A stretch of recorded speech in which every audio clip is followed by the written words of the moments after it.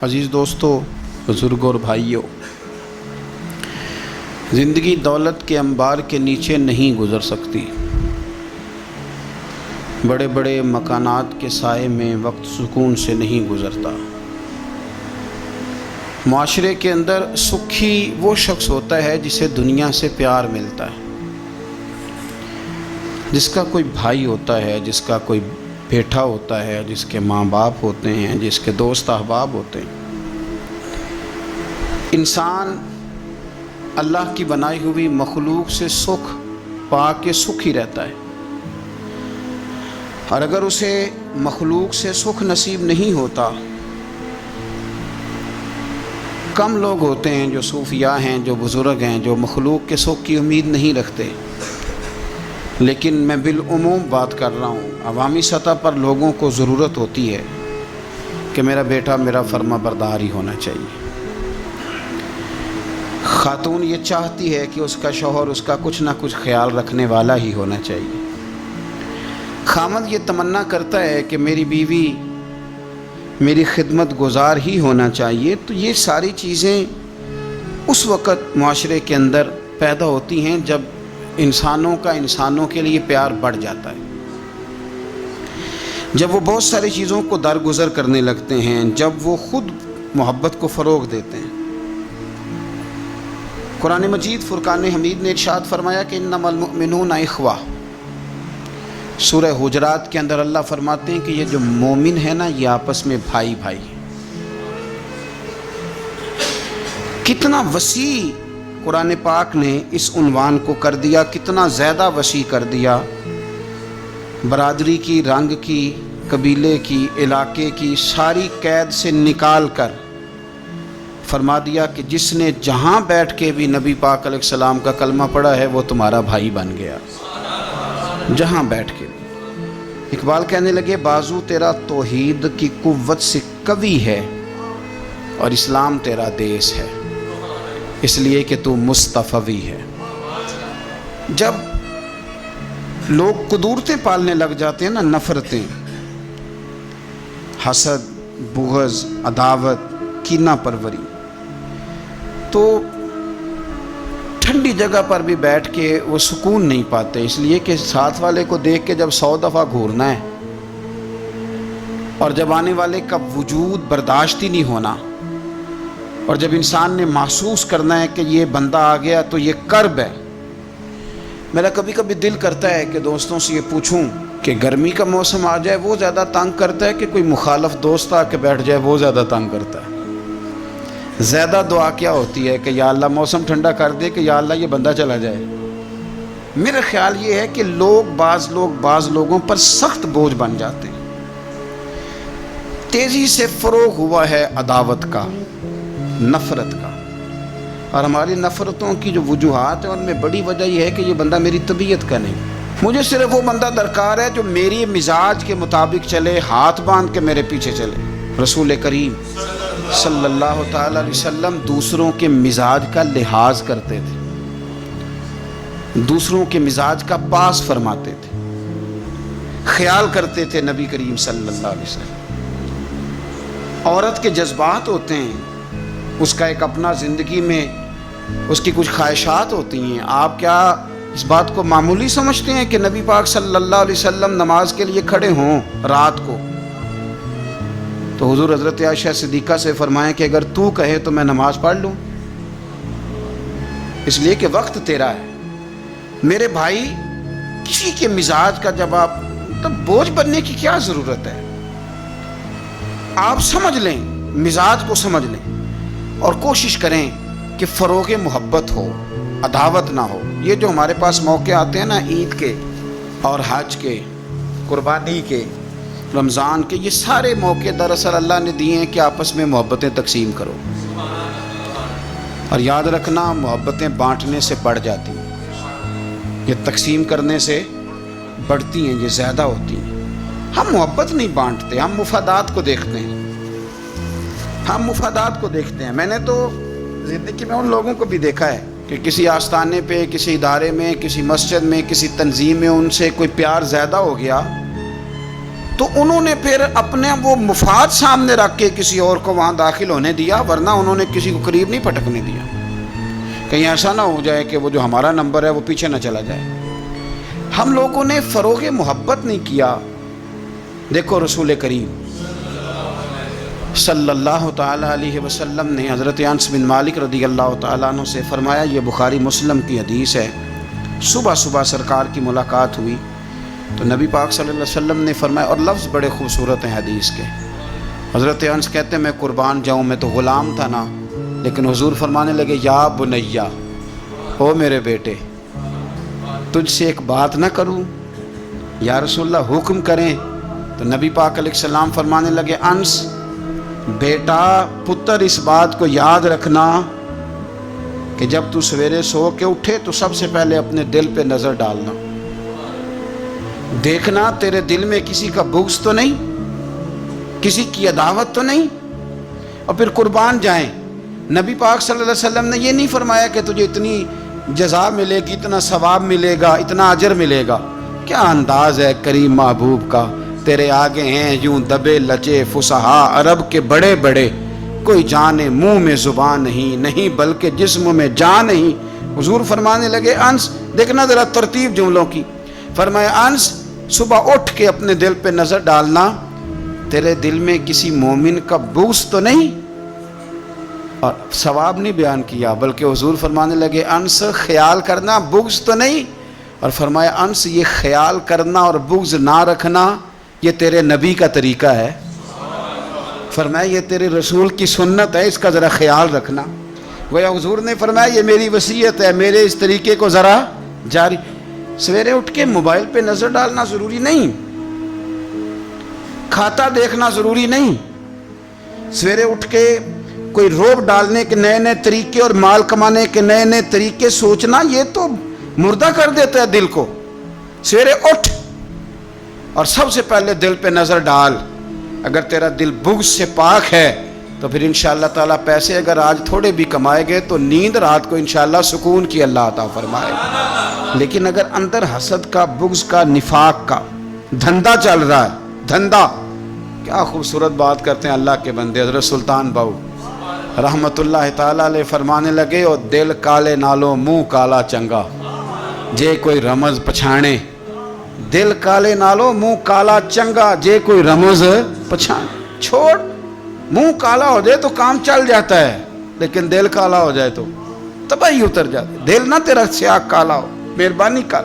اتنی لڑائی کسی کی کسی کے ساتھ نہیں جتنی تکلیفیں ابو جہل اور اس کی اولاد نے میرے رسول کو پہنچائی، لیکن میرے رسول کریم صلی اللہ علیہ وسلم سے، او سون یار سون، چھوڑ تو سسر کی بات، تو چھوڑ ساس کی بات، تو چھوڑ بھائی کی بات، تو چھوڑ پڑوسی کی بات، چھوڑ تو مالک کی بات۔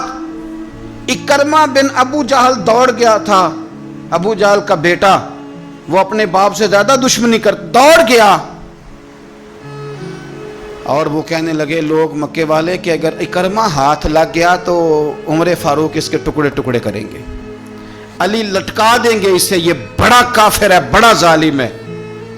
اکرمہ کی بیوی آ کے مدینے والے رسول کے قدموں میں بیٹھ گئی، رو کے کہنے لگی سونیا چھوٹے چھوٹے بچے ہیں، تکلیف اس نے بڑی دی ہے، حضور اس نے اور اس کے باپ نے ستایا بڑا ہے، یا رسول اللہ کو مہربانی ہو جائے۔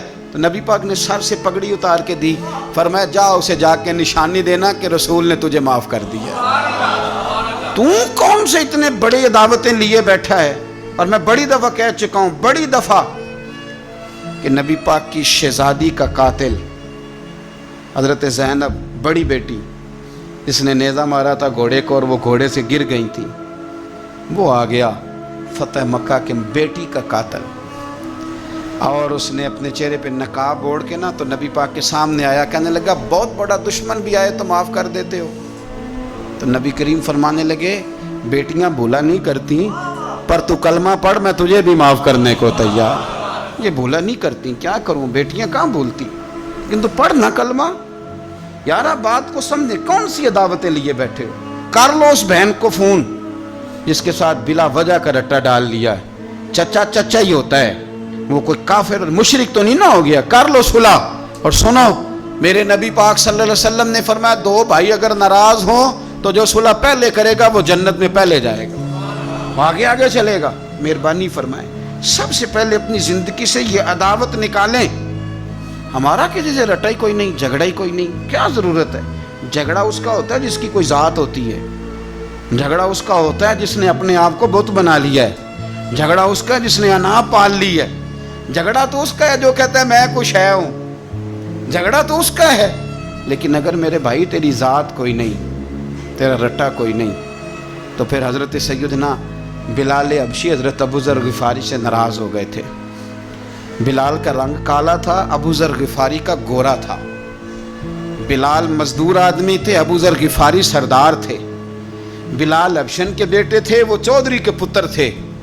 لیکن نبی پاک صلی اللہ علیہ وسلم نے فرمایا ابو ذر میں تب راضی ہوں اگر تجھ سے بلال راضی ہو تو سیدنا ابو ذر غفاری نے 1 منٹ نہیں لگایا، ذات کا بت کوئی نہیں تھا، جا کے تو جناب بلال کے سامنے لیٹ گئے، کہنے لگے حبشن کے بیٹے اٹھا اپنا پیر اور میرے منہ پہ رکھ، اور میں دنیا والوں کو بتاؤں کہ تھا تو حبشن کا بیٹا، پر مدینے والے رسول نے تجھے کتنی عزتیں عطا کر دی۔ مہربانی کرو، آپ یقین کرو ایسے گھٹن سی ہے، 10 آدمی اکٹھے نہیں بیٹھ سکتے کسی جگہ۔ آپ یقین کریں 4 دوست اور بڑی پیاری باتیں کر رہے ہیں، وہ کیا خوبصورت ان کی گفتگو ہے، لیکن ایک اٹھ کے گیا تو 3 اس کی غیبتیں کرنے لگ گئے، ایک ان میں سے اٹھ کے گیا تو باقی 2 غیبتیں کرنے لگ گئے۔ لب و لہجہ اتنا سخت اور ترش اختیار کیا جس کی حاجت ہی نہیں، ضرورت ہی نہیں، یہ آپ کیا کر رہے ہیں؟ تو کبھی بھی اس طرح کا رویہ نہ، جس کی تعریف کر لی سو اس کی کر لی۔ اور میرے نبی پاک صلی اللہ علیہ وسلم نے فرمایا جس کی ایک دفعہ تعریف کر لو کوشش کرنا زندگی بھر دوبارہ توہین نہ کرنا، اپنی زندگی سے نکالیں گلا شکوہ، تھوڑی دیر کے لیے سیکھ لیں معاف کرنا، عداوت کو نکال دیں، پہل کریں۔ اور 2 قدم ہوتا ہے انسان کے لیے، صرف 2 قدم، ایک قدم آپ نے اپنے نفس کی خواہش پہ رکھنا ہے، انشاءاللہ دوسرا قدم اللہ کے قرب کی طرف بڑھ جائے گا، اللہ کے قرب کی، صرف 2 قدم ہیں، لمبا مسئلہ کوئی نہیں۔ تو پہلی بات محبت کے لیے یہ دیکھیں، اسلام نے نماز فرض کی، نماز بندے کا اللہ سے رشتہ ہے، لیکن فرمایا وَرْكَعُوا مَعَ الرَّاكِعِينَ، اکیلے اکیلے نہ پڑھنا، جماعت کے ساتھ پڑھنا، جماعت کے ساتھ۔ پھر فرمایا چھوٹی مسجد میں جمعہ نہ پڑھنا، جامع مسجد میں جا کے پڑھنا۔ پھر فرمایا جب عید پڑھنا تو کھلے میدانوں میں سارے مل کے پڑھنا۔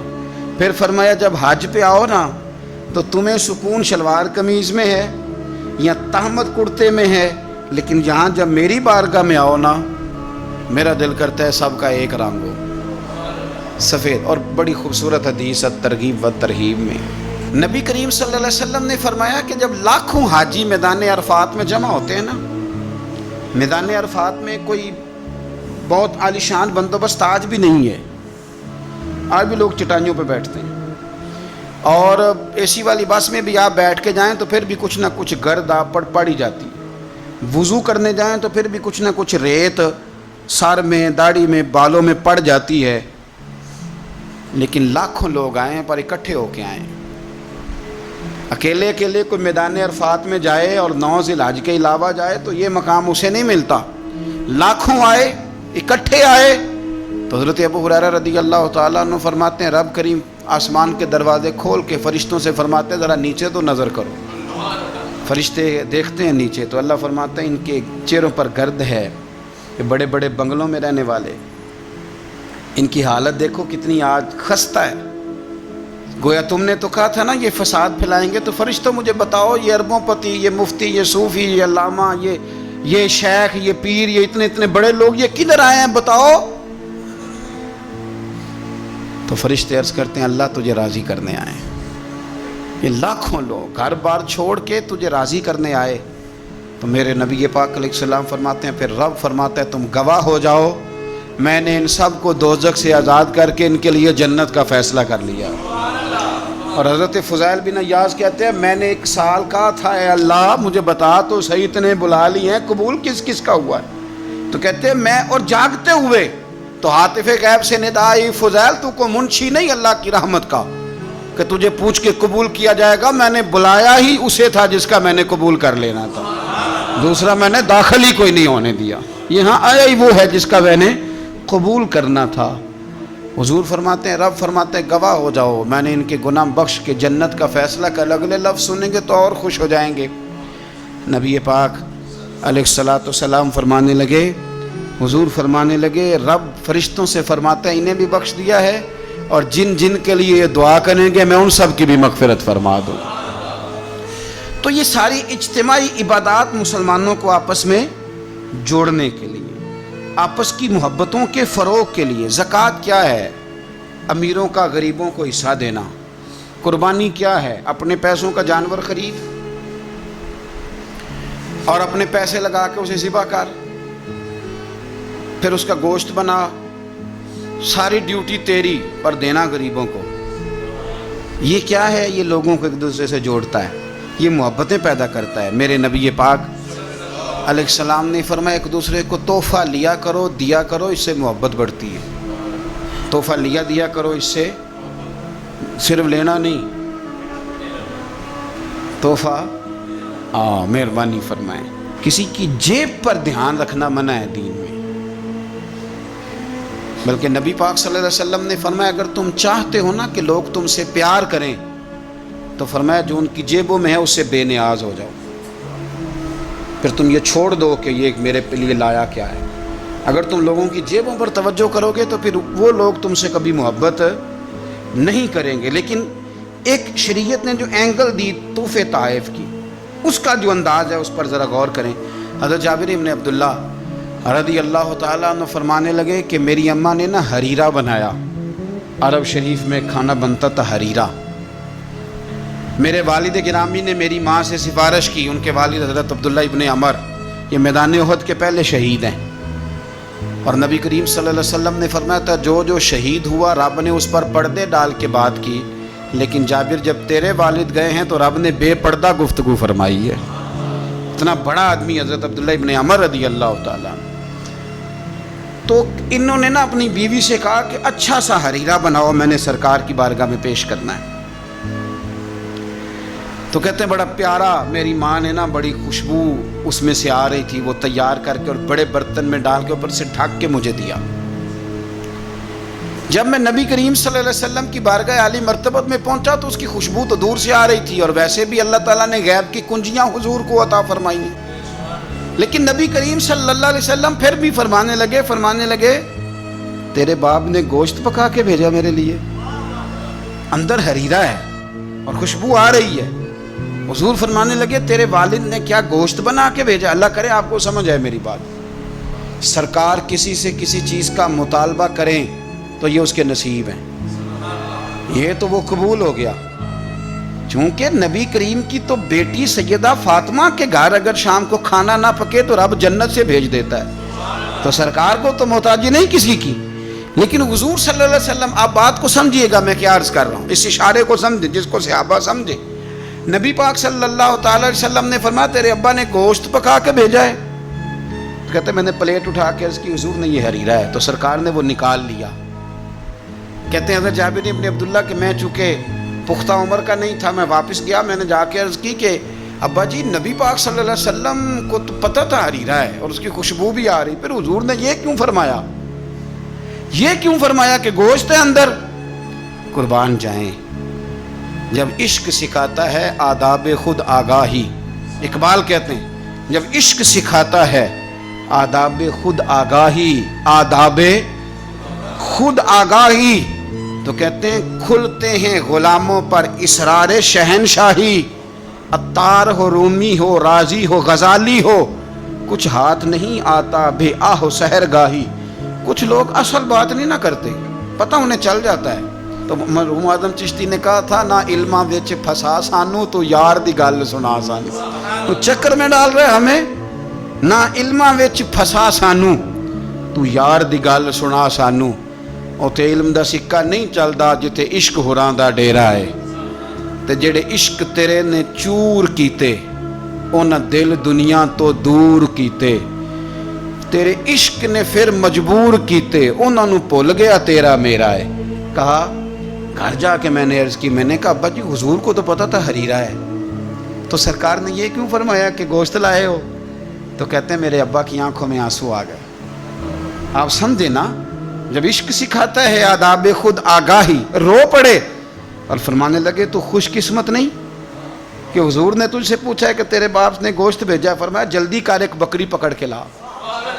کہتے ہیں میں باڑے سے بکری پکڑ کے لایا، میرے ابا نے اسے بنایا اور بڑے پریم سے گوشت بنایا اور میری ماں نے پکایا اور پھر برتن میں ڈالا۔ کہتے ہیں غروب آفتاب ہونے والا تھا جب میں وہ کھانا لے کے گوشت لے کے در رسول پہ پہنچا، اور جا کے جب میں نے پیش کیا تو حضور نے نہیں پوچھا کیا لائے ہو، اب نہیں پوچھا۔ جب عشق سکھاتا ہے آداب خود آگاہی، پھر کھلتے ہیں غلاموں پر اسرار شہن، اب نہیں پوچھا کیا لائے ہو، بلکہ کہتے ہیں میں نے جا کے رکھ دیا تو سرکار فرمانے لگے اللہ تجھے، تیری ماں کو، تیرے باپ کو میری طرف سے بھی بہترین جزا عطا کرے اور سارے نبیوں کی طرف سے بہترین جزا عطا فرمائے۔ بات کو سمجھیں، یہ جو تحائف ہوتے ہیں لیکن نا، پہلا حق سب سے پہلے غریبوں کو دینا ہے، اور جب آپ سمجھ لیں کہ میں اپنے محلے میں غرباء کو تقسیم کر چکا تو پھر آپ نے یہ تحفہ بانٹنا ہے، پھر عید پہ تحفے دینے ہیں۔ نبی پاک صلی اللہ علیہ وسلم اپنے کسی صحابی کی شادی ہوتی تو اپنے دست مبارک سے کھجوریں بانٹا کرتے، کھجوریں اپنے دست مبارک سے بانٹا کرتے، تحفے سے محبت بڑھتی، اس سے پیار بڑھتا ہے۔ تو تحائف کا تبادلہ کریں، لیکن میں کہہ چکا ہوں کہ صرف لینے کا مزاج نہ بنائیں، یہ دو طرفہ معاملہ ہے، اس پر آپ غور کریں۔ پھر اگر آپ چاہتے ہیں کہ آپ محبت میں مزید فروغ ہو تو زندگی میں عاجزی پیدا کریں۔ کنز المال میں حدیث ہے، ایک مختصر جملہ ہے حدیث کا، پر اسے یاد رکھنا۔ نبی پاک صلی اللہ علیہ وسلم نے فرمایا ہر چیز کا کوئی پھل ہوتا ہے، آپ کوئی کام بھی کرتے ہیں تو اس کا کوئی رزلٹ نکلتا ہے، پھل ہوتا ہے۔ تو نبی پاک علیہ السلام نے فرمایا یہ جو عاجزی ہے نا، اس کا پھل محبت ہے، تم اگر عاجزی کرو گے تو پھر اس کا پھل محبت ہے، جھک جائیں، جھکنے سے رشتے مضبوط ہوتے ہیں۔ کبھی سسر کو بھی معذرت کرنی پڑے تو یہ کوئی مشکل کام نہیں، غلطی ساس سے بھی ہو ہی جاتی ہے، ڈٹ نہ جائیں، آڑ نہ جائیں۔ کیا نبی کریم صلی اللہ علیہ وسلم اپنے صحابہ سے معذرت نہیں کرتے تھے؟ کوئی تصور کر سکتا ہے کہ سرکار غلطی کریں گے؟ نبی پاک کے لیے جو گناہ کا گمان کرے وہ گمراہ ہے، لیکن صحابی صفیں سیدھی کراتے، ان کے پیٹ میں نبی پاک کا تیر لگ گیا تو حضور نے فرمایا نہیں مجھے اللہ کی رضا کے لیے معاف کر دے۔ وقت وصال حضور نے اعلان نہیں فرمایا کہ مجھ سے کوئی کسی شخص کو تکلیف پہنچی ہو تو بدلہ لے لے، تو کیا ابا جی غلطی کر ہی نہیں سکتے؟ کیا حضرت صاحب سے غلطی ہوتی نہیں؟ استاد صاحب اب معصوم ہو گئے؟